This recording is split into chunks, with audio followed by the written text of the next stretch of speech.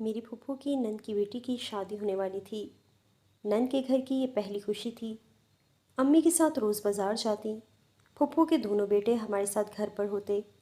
वो दोनों हम बहन भाइयों से उम्र में बड़े थे। वालिदैन की बाज़ार से वापसी तक हम खूब खेलते। जिस दिन इन्हें लाहौर के लिए रवाना होना था, शर्जील और जमील की खुशी का ठिकाना ही न था। हम सब इन्हें स्टेशन छोड़ने गए। मैं इन्हें ट्रेन में बैठा देखकर रोती रही। इनके साथ जाने की ज़िद की। ट्रेन को आगे बढ़ता देखती रही, रोती रही। लेकिन अब्बू मुझे रोता हुआ घर ले आए। हमें घर पहुँचे कुछ घंटे भी ना गुजरे थे कि ये अंदरनाक खबर सुनने को मिली। दो ट्रेनें आपस में टकरा गई थीं, जिसमें सैकड़ों मुसाफिरों की जानें चली गई थीं। इन्हीं बदनसीबों में हमारी फुप्पो और इनके शौहर भी थे। ये क़यामत जैसा सानहा था। अल्लाह ने ग़ैबी तौर पर दोनों बेटों को महफूज रखा। मियाँ बीवी दुनिया से चले गए, अपने दो मासूम बेटों को पलकता छोड़ गए। अब मेरे वालिद इनका वाहिद सहारा थे। उन्होंने यतीम भांजों को सहारा देकर दर बदर की ठोकरें खाने से बचा लिया। हमारे घर के माली हालात अच्छे ना थे। मेरे वालिदैन कुशादा दिल और हमदर्दी से माला माल थे। अपना और अपने बच्चों का पेट काट कर उन्होंने इन बच्चों की परवरिश की, इनके तालीमी अखराजात उठाए। मेरी माँ ने नंद के बच्चों को इतना प्यार दिया कि वो माँ बाप का प्यार भूल गए। शर्जील ने जब मैट्रिक का इम्तिहान पास कर लिया तो मेरे वालिदैन की खुशी का कोई ठिकाना न था।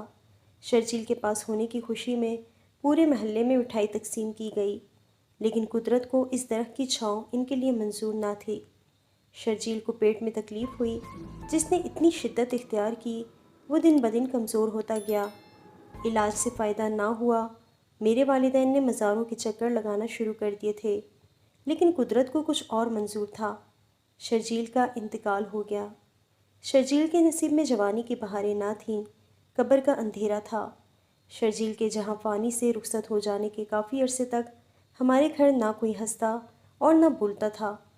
आंखें अश्कवार रहती थीं। ज़िंदगी की तरफ लौटने में कहीं माह लग गए। अम्मी ने अब्बू को मशवरा दिया कि शर्जील दुनिया में थोड़े दिन लेकर आया था, वो जन्नत का मेहमान था, चला गया। अब जमील की तरफ नज़र करो। जमील में कोई कमी नहीं है, हमारी बेटी से 2 साल बड़ा है। नाजी की शादी इससे कर दो। अब्बू को अम्मी की तजवीज़ पसंद आई। अम्मी के तवज्जो दिलाने पर उनका ख्याल भांजे की तरफ गया और उन्होंने इससे मेरी शादी करने का इरादा कर लिया। वालिदैन के इस इरादे की हम दोनों को कतई खबर ना थी। इन दिनों वो मैट्रिक का तालिब इल्म था और मैं 8वीं जमात में पढ़ती थी। वालिद साहब ने सोचा जमील गुस्से का तेज़ है और कदरे ज़िद्दी भी है, लेकिन कोई बात नहीं, शादी के बाद ठीक हो जाएगा। बुज़ुर्गों की सुलह के बाद वालिदैन ने मेरे साथ जमील का नाम लगा दिया और हम दोनों इस रिश्ते के तय होने पर बहुत खुश थे। मैं जमील को बेइंतहा चाहने लगी थी। मुझे घर से जो भी खर्चा मिलता अपने ऊपर खर्च ना करती, जमा करके जमील के लिए कोई तोहफ़ा ले लेती, अपनी किसी चीज़ की भी परवाह ना करती। ये मेरे प्यार की इंतहा थी, जो मैं अपने मंगेतर पर निछावर करती। वालिद साहब का ख्याल था जमील तालीम मुकम्मल करने के बाद साहिब रोज़गार हो जाएगा तो वो मेरा हाथ इसके हाथ में देंगे। अभी इसने FSC किया था, उस पर शादी का भूत सवार हो गया। उसने कहना शुरू कर दिया कि वो घर बसाना चाहता है। अम्मी ने समझाया, बेटा अभी वक्त नहीं आया, तुम पहले तालीम मुकम्मल कर लो। जमील ना माना और नाराज़ होकर एक दोस्त के पास चला गया। अब्बू ने महसूस किया भांजा गुस्से का तेज़ है।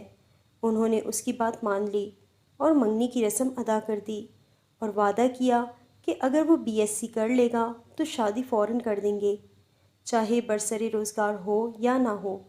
BSc करने के बाद जमील ने यूनिवर्सिटी जाने की रट लगा दी। वालिद के माली हालात उसकी इजाज़त ना देते थे कि उसे यूनिवर्सिटी भेजें और हॉस्टल के अखराजात बर्दाश्त करें। अम्मी से मैंने कहा कि मैं भी आपके साथ मशीन पर कपड़े सिलाई करूँगी, हम मेहनत करके जमील को यूनिवर्सिटी का खर्चा भेजा करेंगे। आप उसकी बात मान लें, उसका मुस्तकबिल रोशन हो जाएगा।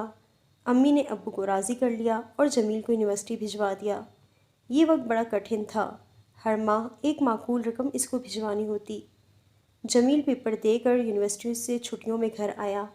उसने फिर से शादी का तकाजा किया। वालिद ने कहा, तुम पर इतना रुपया लगा रहे हैं, तालीम मुकम्मल कर लो, फिर शादी कर देंगे। وہ ناراض ہو گیا اور واپس چلا گیا، یہ کہہ کر کہ اب کبھی واپس نہ آئے گا۔ ابو نے یہ سوچ کر جمیل کی ناراضگی کو اہمیت نہ دی۔ کچھ دن میں غصہ کم ہوگا تو خود ہی ٹھیک ہو جائے گا۔ MSc کر لے تو شادی کر دیں گے۔ جمیل ضدی تھا۔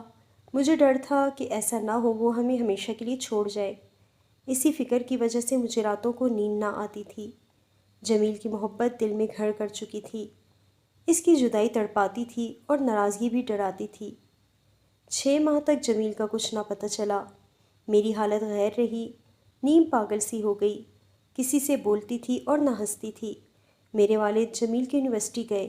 جمیل نے ابو کے ساتھ آنے سے انکار کر دیا اور ابو کے ساتھ بدتمیزی سے پیش آیا۔ والدین نے جمیل کو آستین کا سانپ کہہ دیا۔ والدہ نے میرے لیے بہت دعا کی۔ رفتہ رفتہ مجھے صبر آنے لگا اور میں پھر سے صحت یاب ہونے لگی۔ صدمہ جان لیوا تھا، میری روح مرجھا چکی تھی۔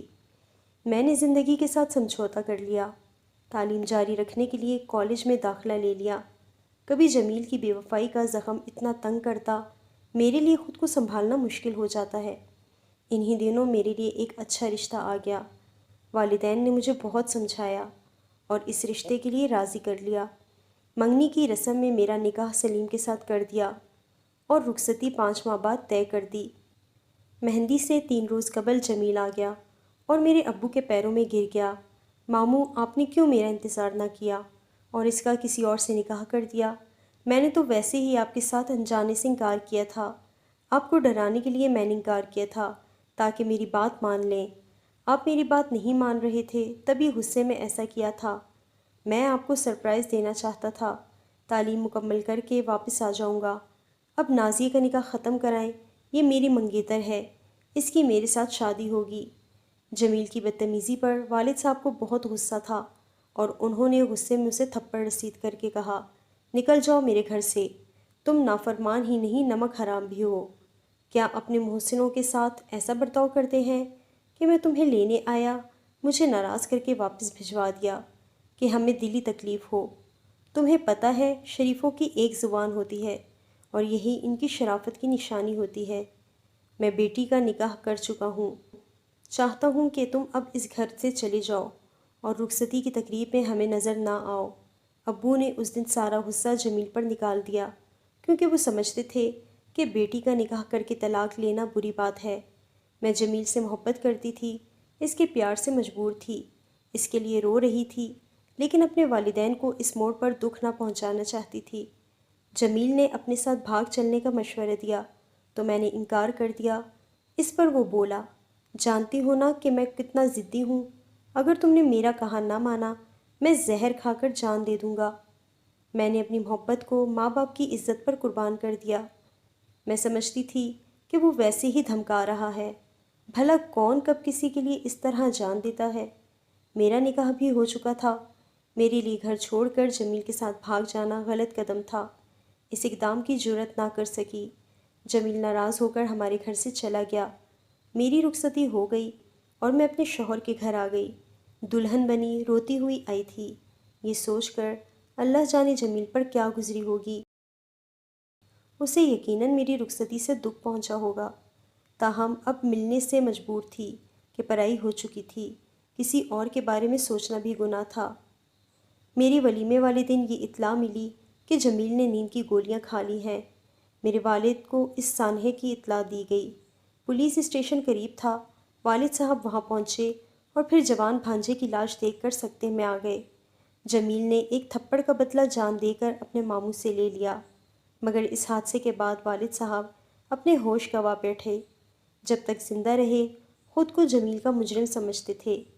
مجرم تو میں تھی کہ اس کی محبت کی گہرائی کو نہ سمجھ سکی اور خود کو رسم و رواج کی زنجیروں میں جکڑا ہوا پایا۔ افسوس کہ میں اپنے کزن کی وفات پر والد صاحب کے گھر نہ جا سکی۔ ڈر تھا کہ کہیں خود پر قابو نہ رکھ سکوں گی اور رو کر اپنے ہوش گنوا بیٹھوں، تب بھی بدنامی ہوتی اور میری نئی شادی کی خوشیوں سے میرے شوہر محروم ہو جاتے، جبکہ اس سارے معاملے میں وہ بے قصور تھے۔ ان کا کیا قصور تھا؟ انہوں نے مجھ سے شادی کی تھی، میرا ماضی نہیں کھنگالا تھا۔